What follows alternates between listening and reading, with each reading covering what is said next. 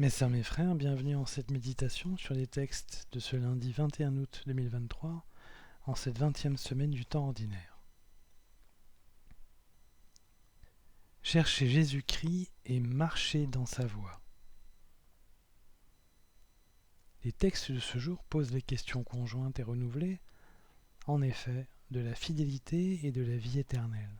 Comment prétendre à la vie éternelle ? Pourquoi rester fidèle à Dieu ?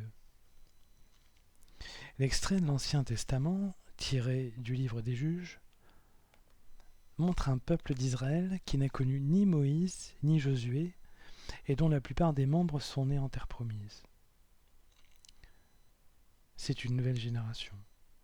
Ils n'ont donc connu ni l'esclavage en Égypte, ni l'épopée de leur libération, ni l'errance dans le désert, ni l'arrivée en Canaan. Ils ont un mode de vie largement plus facile que les anciens. Et à cause de cela, il est dit le texte, qu'ils firent ce qui est mal aux yeux du Seigneur. Ils servirent les Baals. Oubliant leur origine et l'exigence de servir Dieu, ils sont devenus idolâtres. Toute l'histoire des juges et du livre des juges va être une série irrégulière de manifestations d'apostasie. Hélas, cela nous arrive tous les jours.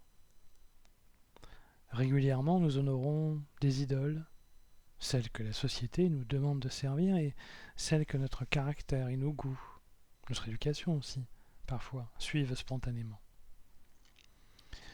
La société, par ses contraintes répétées, nous impose l'exigence de rentabilité, de concurrence entre chacun, de chosification des corps, d'humour constant sur des questions transcendantes. Elle vise tous les jours à la valorisation de la matière, à l'acceptation de la finitude humaine, c'est-à-dire la mort, aux achats et aux ventes régulières.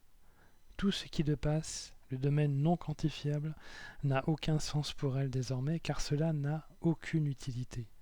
Tout doit avoir mesure et quantité, sinon cela ne s'achète ni se vend.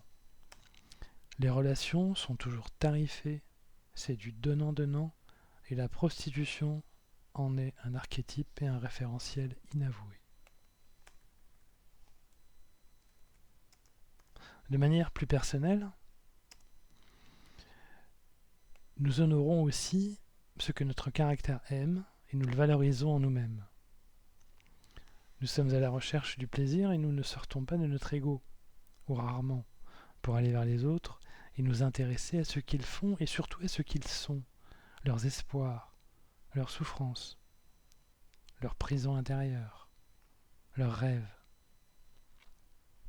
Naturellement, il ne s'agit pas de mettre en cause des dons que nous avons ou bien les passions individuelles, mais il s'agit de réfléchir aux capacités individuelles que nous gardons pour nous, sans les mettre à profit pour les autres.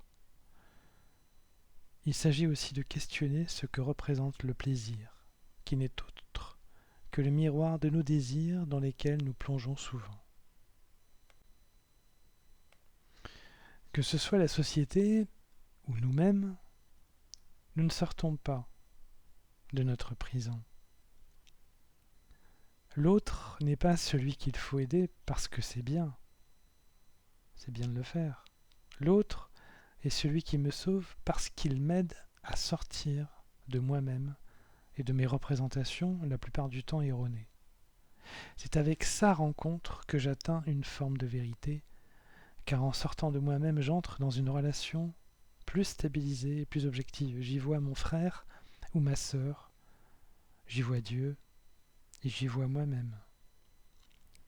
C'est une forme de trinité, car à ce moment-là, il y a bien 3 personnes, et je suis bien dans l'amour et la miséricorde.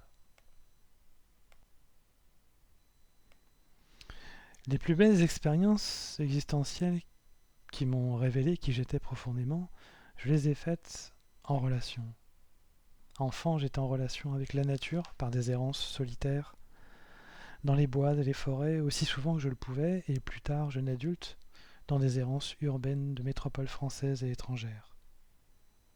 Dans ces cheminements, Dieu était constamment présent. J'y ai appris et formé le sentiment de la beauté. Mais c'est aussi et surtout en étant en relation avec des personnes que j'ai senti la présence rassurante de Jésus-Christ. Souvent avec des êtres qui ne me voulaient pas toujours du bien, et plus rarement avec des personnes magnifiques, bienveillantes et souriantes, qui m'ont donné à voir un aspect du visage de Jésus-Christ lui-même. Sortir de nous-mêmes nous aide ainsi à sortir de l'idolâtrie. C'est ce que tente de faire Jésus avec le jeune homme riche, qui interroge Jésus sur la façon de gagner la vie éternelle. Jésus lui dit, après la nécessité de respecter les commandements que le jeune homme a déjà observés fidèlement, il lui dit, « Si tu veux être parfait, va, vends ce que tu possèdes, donne-le aux pauvres, et tu auras un trésor dans les cieux. Puis viens, suis-moi. » Pour suivre Jésus-Christ et être aux côtés de Dieu dans sa communion, il est une condition. Renoncer à soi-même.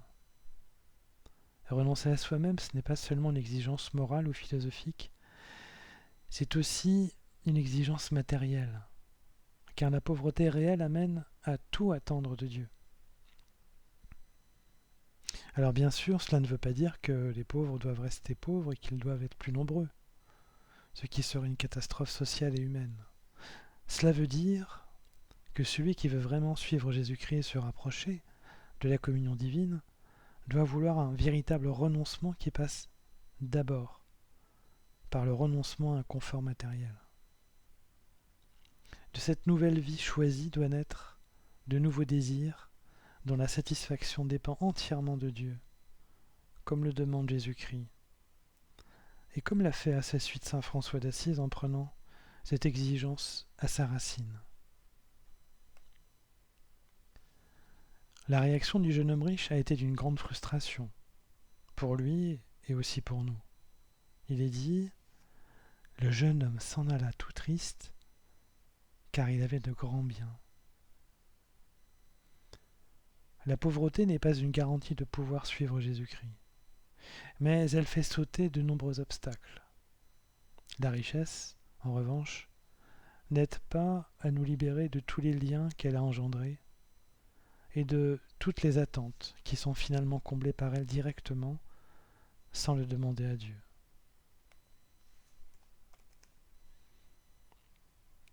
Mes sœurs, mes frères, suivre Dieu demande de faire une relecture de soi, de ce que nous sommes dans notre globalité, de ce que nous avons fait et de ce que nous voudrions faire encore plus pour lui. C'est vraiment un moyen de progresser dans le service divin, dans la sanctification et dans la foi. Mais il faut inclure dans cette relecture toute notre vie, y compris les moyens matériels qui nous font vivre ou qui nous manquent. Cet examen de nous-mêmes nous aidera à suivre Jésus-Christ et à marcher dans sa voie.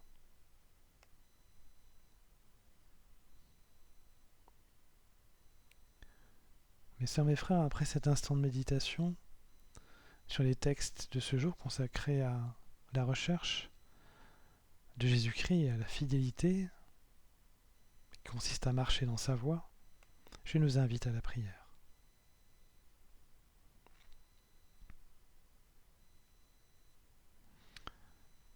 Ô Seigneur Jésus-Christ,